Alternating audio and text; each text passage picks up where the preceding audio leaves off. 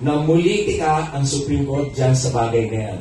Dahil wala silang jurisdiction doon sa impeachment complaint. Kung merong magsasabi na may mali o may kasinungalingan doon sa impeachment complaint, it should be the House of Representatives, not the Supreme Court. Because the House of Representatives has the exclusive power to try and hear impeachment cases. So lahat ng nakabalangkas doon sa allegations doon sa mga complaints sa impeachment case, walang pakialam ang Supreme Court. Ang tanging may power to decide on it and to determine the issues in that complaint, the only government entity is the House of Representatives, not the Supreme Court. Kaya kalabisan itong ginawa ng Supreme Court. Ganun pa man, kung yung pera lang ang pag-uusapan, yung 150 na yan nila, hinihintay ko na yung order at magbibigay ako ng motion. Increase it to 300,000 so that you can buy Mont Blanc ball pens. Yun. And questions, please. Sec, paano mo? Balikan ng Supreme Court? Ang plano ko, pag-aaralan ko kasi wala pa akong kopya ng decision eh. Gusto kong makita kung sino yung mga pumirma doon. Pagka nasa akin na yung decision, na-receive ko na yung original, then most likely I will file an impeachment case against these justices. Kasi pag mamalabis yung ginawa nila, unang-una, wala silang jurisdiction doon sa impeachment complaint. Pangalawa, they violated my right to due process. Hindi nila ako binigyan ng notice. I was not even asked to explain. Diba? And not only that, walang kasinungalingan doon sa impeachment complaint. Kasi, mismo si former Chief Justice Teresita De Castro ang nag-testify tungkol doon sa TRO. In fact, hindi na makaaral mismo mismo yung tao, si Atty. Lourdes Sereno. Hindi nga siya nag-complain na kung yun ay falsification or tawag dito, yung perjury. Siya mismo, yung taong concern mismo, hindi nag-complain eh. Bakit naman, ano pakialam ng Supreme Court to? Para sabihin nila na nag-perjury ako. Mismo si Lourdes Sereno, hindi nag-file ako. Hindi yung dispute. Paano niya i-dispute yun eh? Kapwa niya justice yung nagsalita. Hindi naman ako nagsalita nun eh. It was the former Chief Justice, Teresita De Castro, who testified in Congress about the TRO. Hindi ako. Ang naging role ko lang doon ay ihain yung complaint. And it was the Congress who summoned the resource persons on this impeachment complaint. At yan ay pinakinggan ng House of Representatives.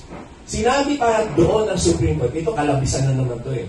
Sinabi pa ng Supreme Court na dahil daw doon sa aking allegations I have misled the House of Representatives. Who are they to say that? Iyong mismong House, hindi sinasabi yun. Sinabi ba ng House na, na-misled kami ni Larry Gadot? Wala. Kung if I misled the House of Representatives, it should be the House of Representatives who should declare that. Yung mismong House, hindi sila nag-declare na I misled them.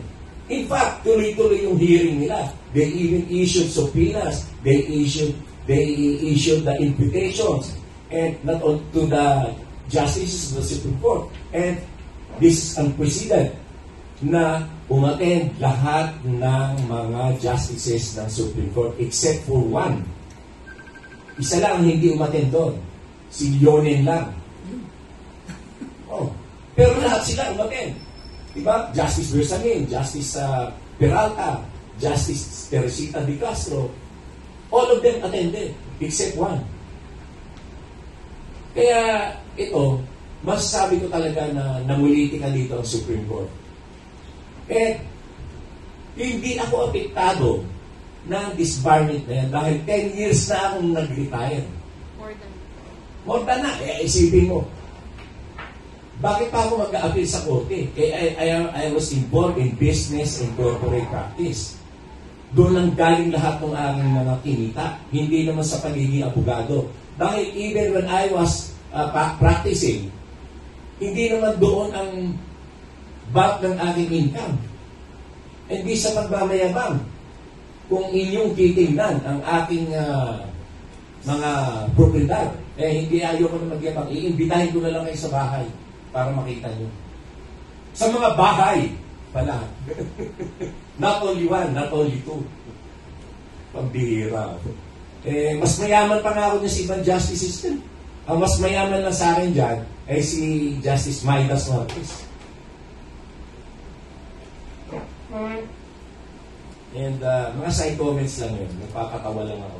Sir, kung sino, tingin niyo na nasa likuran niyan, nagpalabas yan para masabing kayo ay dapat mag-abota. Well, ito, this is a Pinigit coincidence. kayo sa tao. Oo.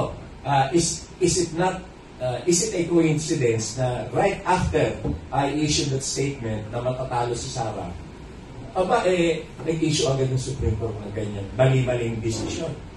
Alam niyo naman, itong si Chief Justice Sigismundo ay appointee ni Duterte. Appointee ni Duterte yan as Associate Justice and as Chief Justice. Professor ni Sara. At kaibigan. So, it could be, it's a coincidence, no? It's a coincidence. And of course, ang isa pang nag-instigate yan, of course, si Justice Marivic Llone. Dahil kasi galit na galit sa akin dyan, because in 2019, I filed an impeachment case against it. He was just saved by former Speaker Lord Alan Velasco. Kasi si Alan Velasco, yung tatay niya ay best friend ni Llone, yung retired Supreme Court Associate Justice. Kaya ito, hindi ako na-apektuhan dito.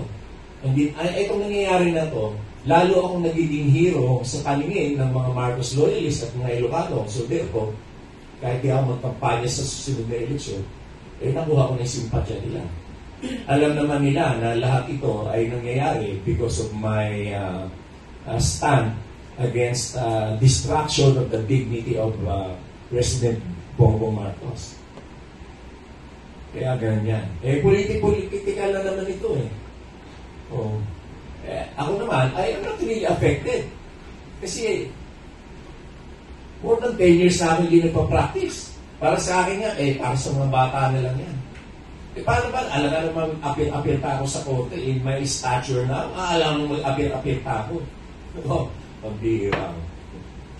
Baka akala nila, kagaya ako ng ibang abogado na kailangan araw-araw mag-appeal umaga hanggang hapon sa mga korte. It's not my style. Pabayaan na natin yung mga bata dyan para naman may chance yung mga bata na lawyers na develop ng kanilang, mag-build up ng kanilang sarili. Ako matagal na akong tumigil. Sir, kung ituloy mo pa rin sa impeachment, ang pwedeng filean mo ng case yung mga signatories lang nung... Yung signatories, yung mga pumirma. Mga pumirma lang. Yung mga hindi pumirma, wala kong silang kinalaman doon, siyempre. Ano bang requirements ng impeachment na... that is already a violation of their own, ng kanilang duties and responsibilities as justices of the Supreme Court. They are expected to be fair and honest in all their decisions. May fairness ba dito? Wala. May honesty ba dito? They did not even ask me to explain. They violated my basic right to, my fundamental right to due process. I was not even asked to explain. Siguro, minadali nga dahil dun sa statement ko na si Sara hindi mananalo.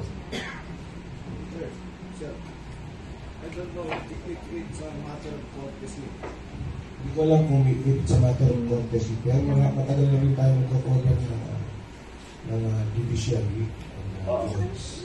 Usually ho, yung pag may decision ng korte, hindi ho yan magbibigay ng papalabas na kahit na ano, kahit even a hint of what the decision is sa media. That is that the Supreme Court released the decision, the PR, before you were informed. Kasi sabi mo nga hindi ka pa nakakuha. Kopya. Is that true? Yes. If it's true, if the Supreme Court commit any violation of courtesy or rules. Yes. The Supreme Court also violated that because it should be, the decision should be given to me first. Dalawa violation nila dito. Hindi nila ako binigyan ng due process. They did not issue any notice. They did not issue any directive for me to answer or to refute the allegations. Secondly, pinublish agad nila. Samantalang there is a rule, there is a standing rule na hindi pwedeng i-publish yung mga cases na kagaya ng disbarment. Hindi pwedeng i-publish yan. Kasi, ang nangyari kasi dyan, yung PIO ngayon ng Supreme Court, yung Public Information Officer nila, si Mike Navalio, dating reporter ng ABS-CBN. Well, I am not blaming ABS-CBN, pero siguro because of some connection before with ABS-CBN, siyempre, may galit din niya rin sa akin si Mike Navalio dahil kasi ako ang unang-unang nag-file ng complaint against ABS-CBN on the granting of temporary franchise by the Congress. It's on record. It's on record. Lahat yan, nasa news yan. So, talagang ano yun, may na-violate din ulit doon sa bagay na yan. Yung sinasabi niyo, it's Mike Navalio you should be blamed for releasing. But that's pretty much a premature release of the yes, premature release of decision. Ngayon, that means walang kinalaman ng ang mga justices. Are you saying that it was Mike Navalio who should be blamed? Kasi siya nga nag-release. Ngayon, just in case, ito yung totoo, dapat bang magkaroon ng ma-discipline naman kasi Mike Navalio. Oo, ang mangyayari, pag-aaralan namin, I have legal consultants also, pag-aaralan namin kung paano itakakil yung premature release of the decision. Hindi ko pa nga natanggap Inuna na in-announce sa publiko. This is actually the second time. Kasi yung disbarment, ganun din. I-release muna nila sa ano. But there is a rule that decisions on that matter, yung mga disbarment, yung mga suspension, should not be publicized. Ito, inuuna pa nilang ipadyaryo kesa sa hingan ako na bigyan ako ng kopya. At talaga matinding violation dito, wala itong due process. They did not even inform me. Sek, parang paborito kang paglaro ka ng Supreme Court yan. Okay lang yun. Parang namaliit ka. Kasi siyempre, mas pogi ako sa kanila. Yun lang ang issue doon.